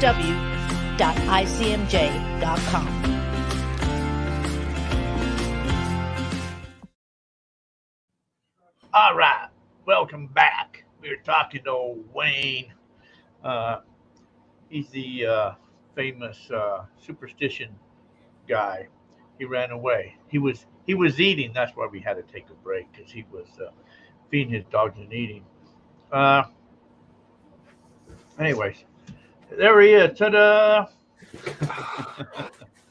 I saw you had a plate. I didn't know if that plate was for you, if that was for the dogs. That was actually for me, but then it also brought the dogs. So Oh, you were feeding them dogs. So I first ran across the show. I guess I was on the History Channel, the Legends of the Superstition or whatever. I kind of actually enjoyed that. But they never did a second season of that, did they? Just the first season. no, what kind of happened was, there's sometimes everything goes the other way. We finished the season. Our ratings were actually really, really good. We hit all our numbers they wanted to. We finished at, I think we were doing 2 million viewers, over 2 million viewers for the final episode. And then they have the, whatever they call them, they rerun it during the week, several different times. And so all our numbers were good. We were doing really well. And you have to remember, this was right after the first initial season of Oak Island. They ran 5 episodes, hit it out of the park. That's what gave them the idea to run with us. We went out and filmed us. Oak Island did its season 2. I don't remember how many episodes. They probably only ran 8. And then they ran our 6 a couple months later. Now, we were originally, it was Curse of Oak Island. We were the Curse of the Superstitions, because History Channel had this idea, let's do all these shows. Because remember, there was a show called Curse of the Frozen Gold. I don't know if you ever saw that. All these shows were going to be the Curse of. So like all year, you would have Curse of Oak Island, Curse of the Superstitions, then Curse of the Frozen Gold, Curse of this, Curse of that. And it would be like not related, but interrelated. And as we were filming, History Channel realized our show really didn't match up with Oak Island. Oak Island had a whole different perspective because they were dealing with one isolated spot. They had private ownership. They weren't moving around much, where we were all over the place. Just the direction, the cinematography was so different. So the next thing we were called Dead Man's Gold. And then after about a month or two, they turned to us and said, that sounds like Pirates of the Caribbean too much. So now we're going to change the name again. So the show, when it was released, was called Superstition Mountains. And if anybody remembers when it first went to air, that's what it was called. And then the day the show premiered, they changed it to Legend of the Superstition Mountains. So we finish up. Everything's good. I didn't care if I did a season 2. I was fine. I liked my job. I was so happy to get back to work. And then once the show aired and I didn't have to deal with all that, I figured, okay, that was cool. Great. And then they called me and said, History Channel wants us to present season 2 and start getting ready things to roll that. Now you have to remember, we filmed in the summer and early fall. So we're going to film generally from July to September, because there's no one really in the mountains, which means we're going to be miserable. But it also means that's during, work period where I'm slower. So I was like, man, really, okay. So we went in, we had meetings. Bill Costanzo and I and Frank pitched in some, and me and Bill were working on it. And then he was supposed to meet with History Channel, and I said, okay, cool. And I remember kind of like when we did the YouTube stuff, it didn't follow it, but bits and pieces of kind of what we were looking for was something what they wanted to do. We went to pitch the show in New York at A&E's offices. Bill was supposed to pitch it with I can't remember the woman's name, Alexis. I can't remember her last name. And they were pulled out by the production company, who decided to have 2 other people pitch the show. And Bill called me one day, and I just knew something was wrong. He said, well, one, History Channel, but from last week to this week, there's 3 or 4 people they let go. And he said some of those people were big fans of our show. He says, I don't know how that's going to affect us. But you always need someone in the room that makes the decisions, that's raising your flag, because they'll support someone else and all this. So I'm like, okay, Bill, so how's things going? And he says, well, no one's telling me what they pitched. And he says, it's been very quiet, and I can't even get A&E. He says, I don't know what they pitched to them. I don't know if it was what we talked about, or if they went with like space aliens invading the Superstition. He says, I have no clue where they decided to go. A week later, he tells me, be ready. I'm not sure which direction it's going.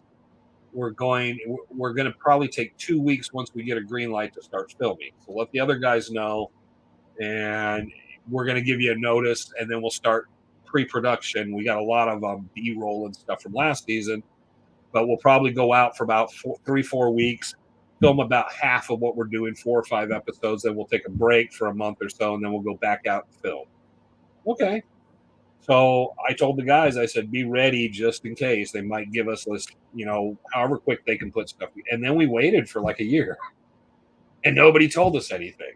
And then the production company was gone, but we're still under contract, because I don't know if you've ever dealt with that. They sign you to a contract, a production company contract, and then we were under contract with A&E Television. Those were like a series at 1 year for 8 years, 1-year contracts. So you really can't do anything unless you ask to be released or ask permission to go work. So for like a year or so, we just sat there and just waited and waited. And we heard rumors of there was a problem with this, there's a problem with this person, there was a problem with that. And we just kind of kept, because I would call and leave a message and say, hey, just want to know what's going on with this, because I wanted to know for my work schedule. And I explained to them, I said, I just want to know if anything's going to come about in the next 3 months. Just tell me yes or no, so I can kind of work out what's going on in my personal life, because I don't want you guys to call me and say, we need you to go do this, because I'm under contract, but I already have something, I'm not going to be available. And they would say, well, we got nothing right now. We did the winter schedule. And I felt like now, and looking back, that they weren't sure what to do. They weren't going to work with the production company, but they were trying to figure out what they wanted to do with it. And they got indecisive. And what happened in all this is they were just kind of stringing us along for a while. And then there got to a point, I turned to Frank one day and I said, I don't really think they're going to do much. They keep putting the show out, rerunning it. They're making money off of it still. I said, I'm not sure what they're doing, but let's go to YouTube and at least just go out and film with our iPhones and go have fun and call it Legend of the Super Stu Cares. Because I owned all the social media for some unknown reason. When we did the TV show, they start all your social media stuff for various, sites, Facebook, Instagram, YouTube. And when they started all that and started working everything, they weren't really doing much with them. They would put like preview for this week's episode, and they give you a couple promo shots they put on there, but they really didn't do anything. And I said, hey, I got all this pictures I took while we filmed. I won't give anything away. Hey, you want to let me kind of go in and post stuff or send you stuff? And they said, well, we'll just give you administrative access and you can do it all. And just, how to post it. Oh, yeah. So they said, just don't give away the episodes, but you can post whatever you want. And, and I had film footage from my phone. So I was just having fun. Well, then the production company's gone. The gentleman that was the main administrator for all our social media died. I became the only social administrator. I ended up owning all our social media, all our stuff attached to the show. And I told Frank, since we have this, why don't we go out, film, put stuff out, and just keep doing whatever we want to do? Which you got to understand, none of us we had Facebook accounts, but none of us used them. None of us had Instagram, Twitter, YouTube. None of us knew any of this stuff. We're not that group. Dalil kind of knew. So we're looking at all this stuff like, okay, well, let's just try. And that's where I brought my son in, as I said, hey, kind of show me how I need to do this, accidentally falling into it. But we never heard from them. And then I've worked with Unexplained, worked with Science Channel, Travel Channel, Discovery, and I've worked with History Channel, of course, again. Eventually, people kept asking me to do stuff, and then I finally got a hold of them and said, look, I don't know what you're doing with us, and I'm under 1 year. Can I go do these other things when I want to? Not that I really want to just go do anything, but when there's something that sounds interesting or cool and I can do it over, I can take off for a week and do it. Is there a problem with me doing it? Because these are your competitors. And they said, no, just, you understand, let us know when you're doing it. And then if there's something else comes up, which they did, they called about Beyond Oak Island and wanted to work with me on that. But they let me do what I wanted to do, and they've never told me no. Now, oddly enough, there was a show that Eric DeLille wanted to do, and they were going to cast him, I think, and then History Channel got him interfered and told them no. So I don't know why they denied him going to work. It was a gold show in Alaska, and it was, it would have worked out great for Eric. So, but for me, they were always very super nice. They've always been kind of cool about everything. Most of the guys in the cast never really had any talk. I think Frank once kind of talked to someone from History Channel, but for some reason, I did interviews with Huffington Post and different groups, so they would talk to me and stuff, and they were always very positive and this and that, and they can't wait. We loved working on this show, but then you kind of feel like, okay, are you really telling me the truth, or what's the, And then you see the numbers for Europe, because they finally started showing me numbers, not only just domestically in the U.S., but Canada, because it ran separately on a different History Channel in Canada, then throughout Europe, and then in the Middle East. And I was just sitting there going, I was numbed, because I was like, wow, this show's really taken off in a lot of different places. And I would ask occasionally people, and they say, it just is what it is. It doesn't matter how many viewers, it doesn't do this. If one person in that boardroom says my wife thinks that show sucks, that's the end of it. Which is why when you sometimes see something and say that was a popular show, it was doing really good, what happened to it? They told me straight up, there is no rhyme or reason. We're going to get the advertisers and the advertiser dollars regardless. So it doesn't matter how well you do in the end. So that kind of sucked of doing really well. And I really believe with the numbers we were pulling, which were kind of below but coming up on Oak Island numbers, I don't know if we would have ever been as popular as Oak, but we would have had big numbers like that. We would have continued to grow. But here's the thing, it's a bigger budget show, so they could have done something far cheaper and probably had the same advertisers. So we technically probably cost too much.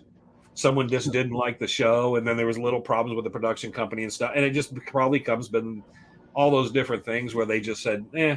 And I even asked them once, I called them, this is probably 4 or 5 years ago, just, was there anything I did?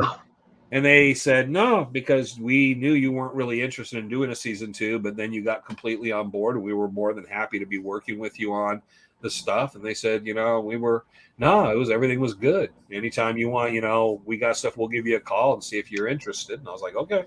So I've never been able to say it was one thing, but over time I've been able to look and see there was a bunch of different things that happened.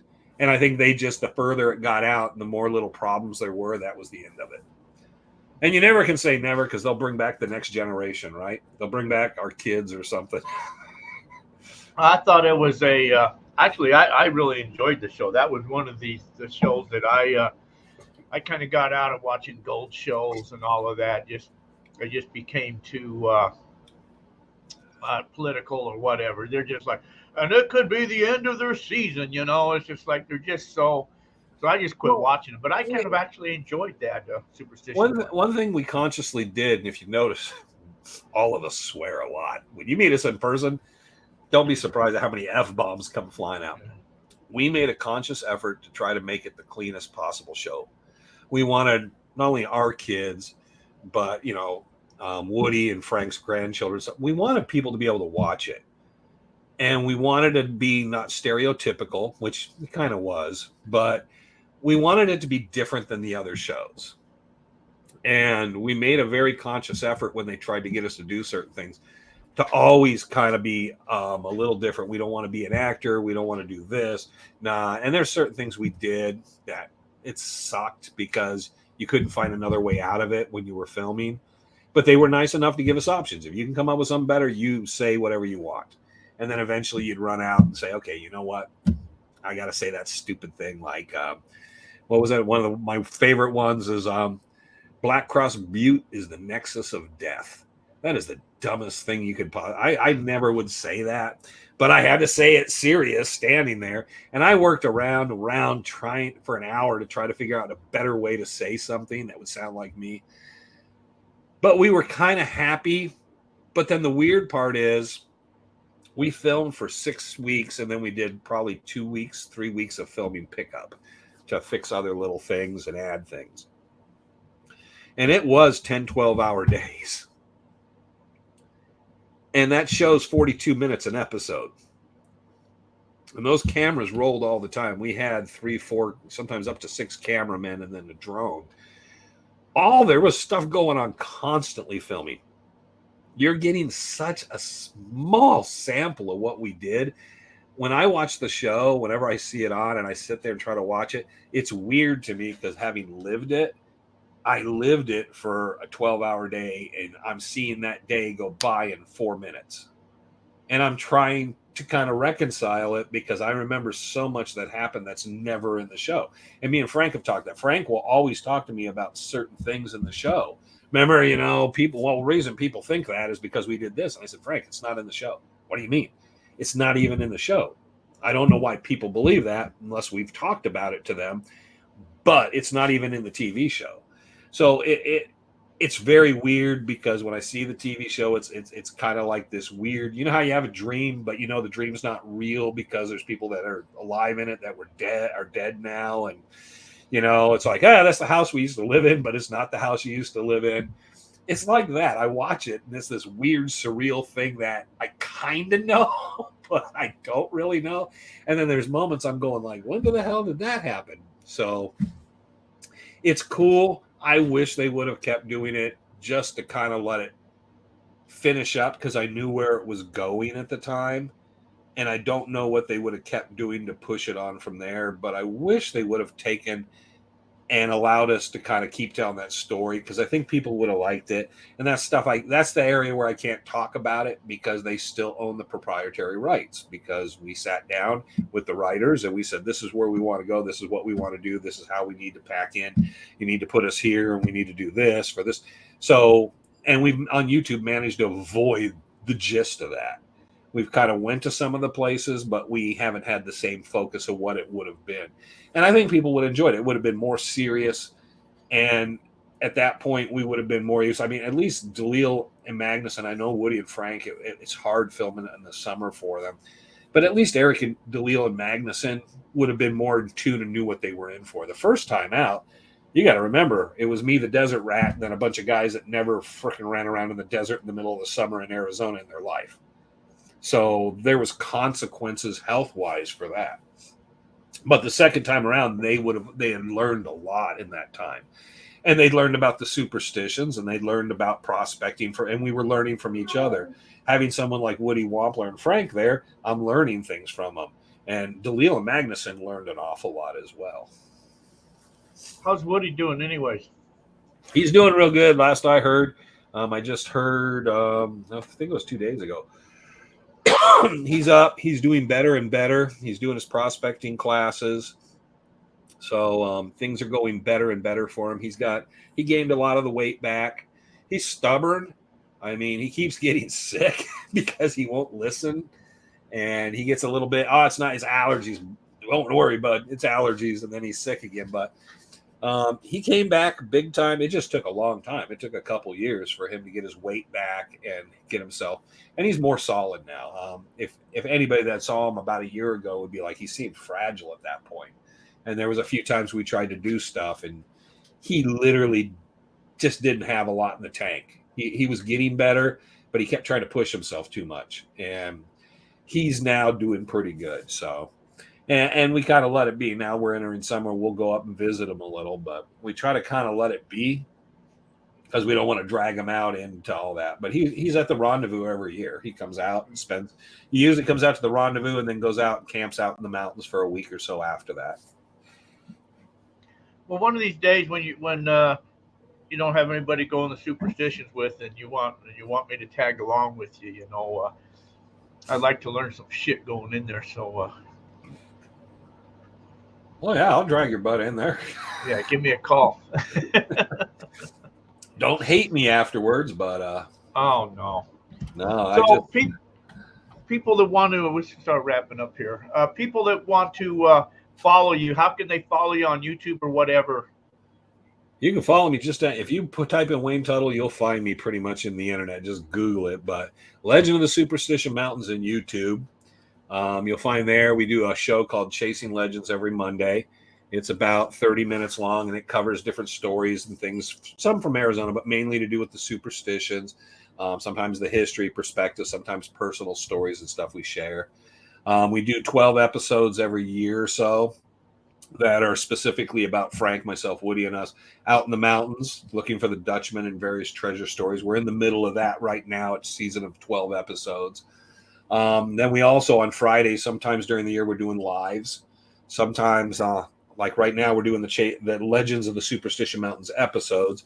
And then other times we do archival footage. We find 8mm, 16mm old footage from the 40s, 50s, 60s, 70s.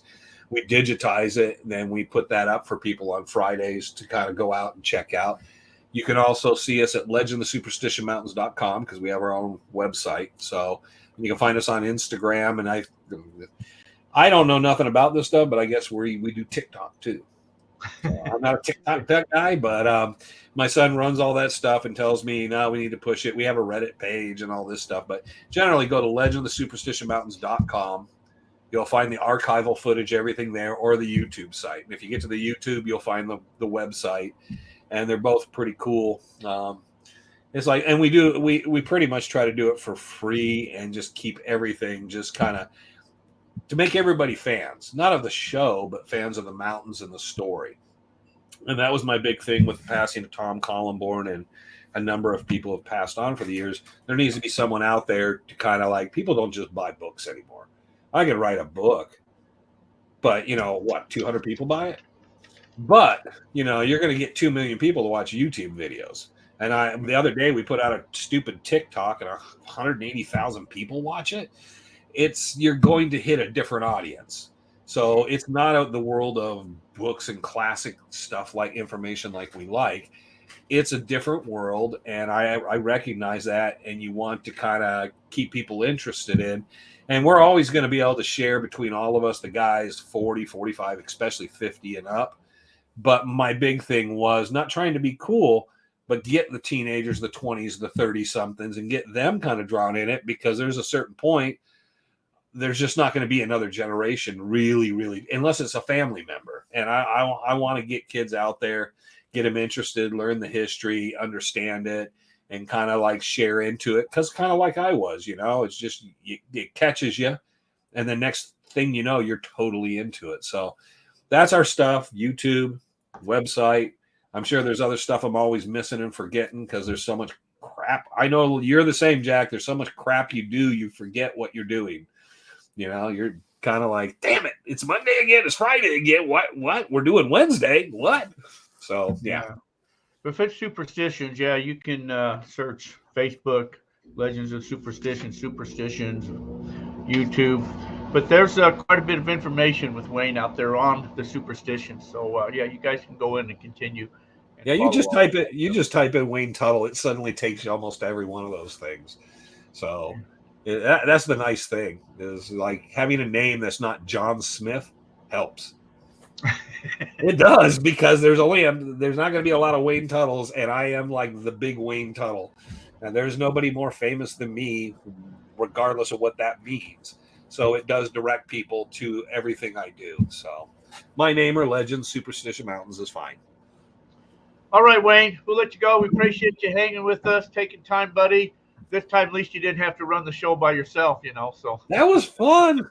But no, anytime, Jack, anytime you guys get out to the rendezvous, Jack, I'm going to hold you to that. You got to come out to the rendezvous. I say every year I want to come out because I think that'd be a blast, and I got to do that. Like you say, if you don't do it, you can't. Come out on Friday night or, Saturday night. Just come out even if it's for a couple hours, just to hang around everybody and meet. Because, there's the times I don't know if you've ever met or talked with Terry Carter. Yeah. Does the treasure hunting stuff. Terry comes out and we hang out, Shoots and Feldman's. It's just such great stories, and everybody just has a good time. So no, I would definitely have to plan. I want to bring my trailer and come out there and stay for a while. There you go. That's my plan. But I'll be in touch with you, and we'll work all that out. But hey, Wayne, Go enjoy your dinner. Thank you, Bud. We appreciate it. You guys all have a great evening. Take care. I want to thank you guys hanging with us. So you know what they say, till our paths cross again. I'll be safe, everybody. Take care. Thanks for watching, guys. See y'all. Bye.